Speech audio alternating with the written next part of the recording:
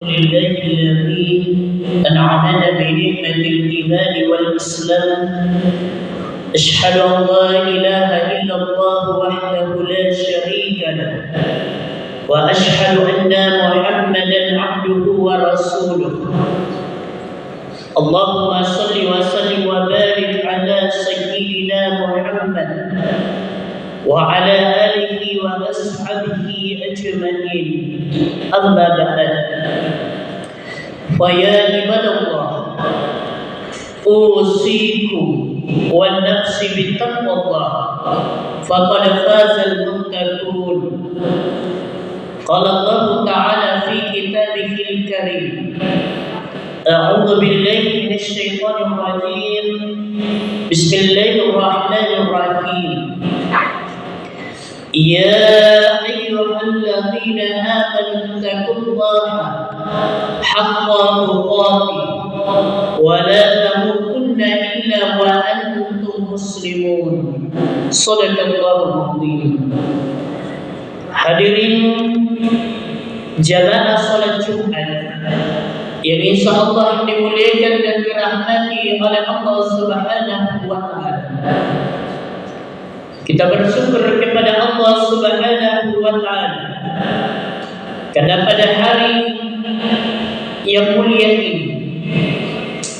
Allah Subhanahu wa taala masih memberikan hidayah, masih memberikan petunjuk, sehingga tergeraklah hati kita untuk hadir memenuhi panggilan Allah, melaksanakan kewajiban kita sebagai umat Islam, yakni melaksanakan salat Jumat secara berjamaah. Dan insyaallah yang hadir di masjid ini termasuk hamba-hamba yang beriman kepada Allah Subhanahu wa taala. Karena panggilan Jumat diawali dengan panggilan iman. Kalau kita buka di dalam Al-Quran, di dalam surah Al-Jumu'ah dengan namanya, Allah Subhanahu wa ta'ala berfirman: Ya ayyuhalladzina amanu idza nudiya lis-salati min yaumil jumu'ah fas'au ila dzikrillahi wa dharul bai'a dzalikum khairul lakum in kuntum ta'lamun. Wahai orang-orang yang beriman, kata Allah. Jadi Allah awali panggilan Jumat dengan panggilan iman. Wahai orang-orang yang beriman, kata Allah, apabila telah disuruh untuk menunaikan salat pada hari Jumat, kata Allah, maka bergegaslah berzikir mengingatku dan tinggalkan semua urusan duniawi kita, pekerjaan kita, jual beli kita, semuanya tinggalkan, kata Allah. Sesungguhnya itu lebih baik jika kita mengetahui. Maka bersyukurlah kita para hadirin, berbahagialah kita yang hadir di masjid ini di siang hari ini, karena keimanan kita masih merespon panggilan Allah. Keimanan kita masih diakui oleh Allah Subhanahu wa taala. Dari sekian hamba Allah, bahkan yang mengaku beriman kepada Allah, sampai Jumat hari ini kita yang terpilih dan berada di masjid ini. Belum tentu para hadirin orang yang mengatakan dirinya beriman kepada Allah, kemudian dengan mudah ia hadir di masjid ini. Boleh jadi muadzin telah mengumandangkan azannya, tetapi ia lebih sibuk dengan pekerjaannya daripada hadir memenuhi panggilan Allah. Boleh jadi muadzin telah mengumandangkan azannya, tetapi dia lebih suka tidur di rumahnya daripada hadir memenuhi panggilan Allah. Kenapa demikian? Karena keimanannya tidak merespon panggilan Allah. Maka berbahagialah kita, bersyukurlah kita yang hadir di siang hari ini, karena keimanan kita masih merespon panggilan Allah Subhanahu wa taala. dari rasa syukur yang kita peroleh para hadirin. Kembali Allah Subhanahu wa taala senantiasa mengingatkan kepada kita agar senantiasa mempersiapkan bekal kita untuk hari esok kita. Makanya Allah Subhanahu wa taala mengatakan di dalam Al-Qur'an, "Wa tasawwadu fa inna khairaz zadi taqwa." Berbekallah kata Allah, dan tidak ada bekal terbaik kata Allah kecuali ketakwaan kita. Bahkan di dalam ayat lain Allah mengatakan, "Ya ayyuhalladzina amanu taqullaha haqqa tuqatih wa la tamutunna illa wa antum muslimun." Wahai orang-orang yang beriman kata Allah, bertakwalah kamu kepada Allah dengan sebenar-benarnya takwa. Dan janganlah engkau mati kecuali engkau mati dalam keadaan Islam. Engkau mati dalam keadaan selamat. Karena Islam itu artinya keselamatan. Hadirin yang insyaallah dimuliakan oleh Allah. Ada orang para hadirin, sebelum ia akan meninggal dunia, ternyata sudah diperlihatkan memang tanda-tandanya oleh Allah Subhanahu wa taala. Tak heran kalau orang-orang tua kita dulu itu biasanya berpesan kepada anak cucunya bahwa sebentar lagi ia akan meninggal. Maka inilah yang dialami oleh Rasulullah. Ketika Nabi akan meninggal dunia, Nabi kemudian tersenyum lalu menangis.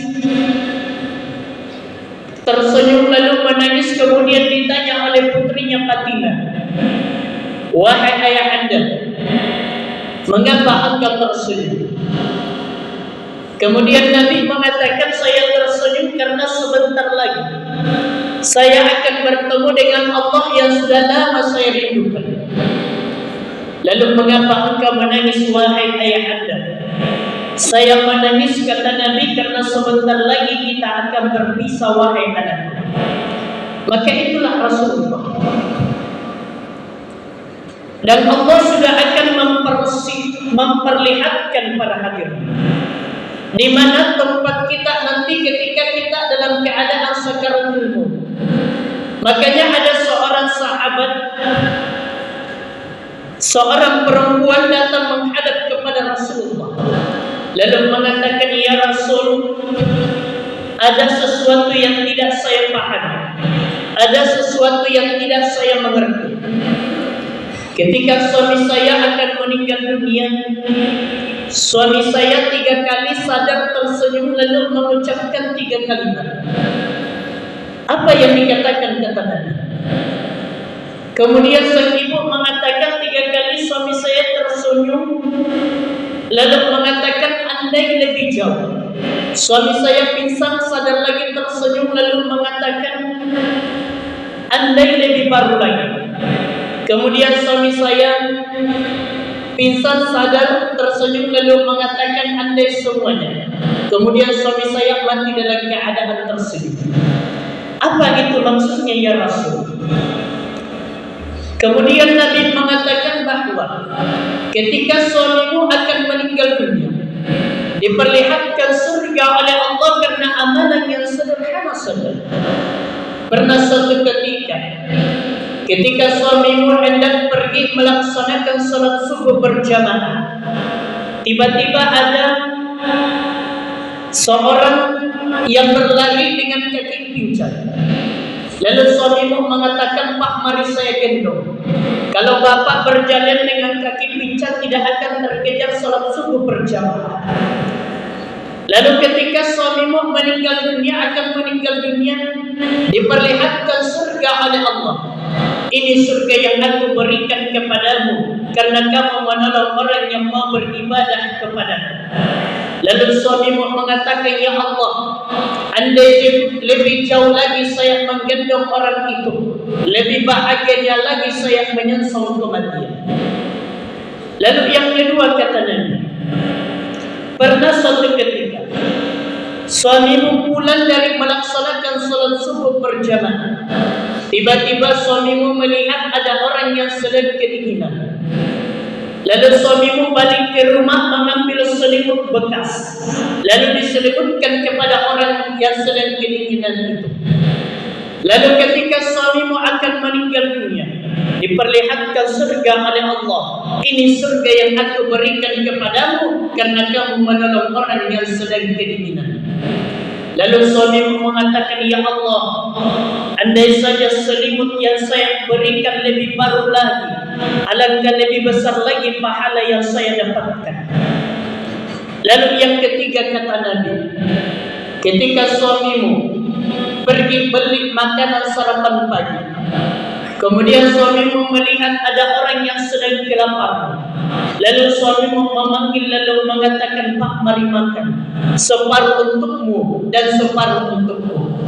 Lalu ketika suamimu akan meninggal dunia, diperlihatkan surga oleh Allah.